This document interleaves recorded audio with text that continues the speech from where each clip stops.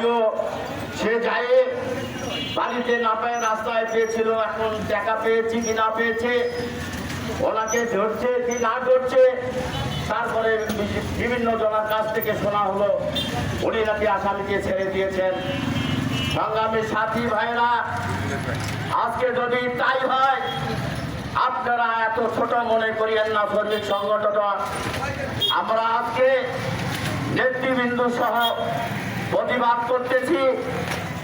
আমি প্রকাশ্যে বলতে চাই, বাংলাদেশ জাতীয়তাবাদী শ্রমিক দল এত ছোট সংগঠন নয়। বাংলাদেশ জাতীয়তাবাদী শ্রমিক দল একটা ক্ষুদ্র সংগঠন নয়। যদি আজকে এই প্রতিবাদ সভা থেকে আমি জানিয়ে দিতে চাচ্ছি, 24 ঘন্টার মধ্যে ওই খুনির আব্দুর রশিদ সহ তার সহযোগীকে যদি গ্রেফতার করা না হয়, 24 ঘন্টা পর গাইবান্ধা শহর ইনশাল্লাহ অচল করে দেওয়া হবে। সেই সাথে প্রশাসনের দৃষ্টি আকর্ষণ করছি, অবিলম্বে পরিচিত আসামিটিকে আইনের আওতায় নিয়ে আসেন।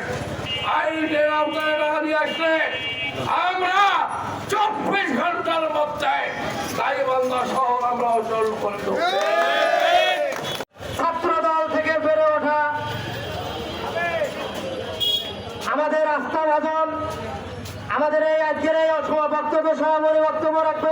আপনারা দেখেছেন এই ব্রিটিশ সরকার আমলার মধ্যে আসামি যদি না ধরতে পারেন, তাহলে বাংলাদেশ জাতীয়তাবাদী শ্রমিক দল জিন্দাবাদ।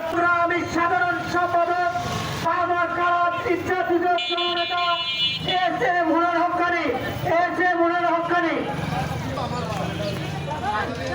বিসমিল্লাহির রহমানির রহিম।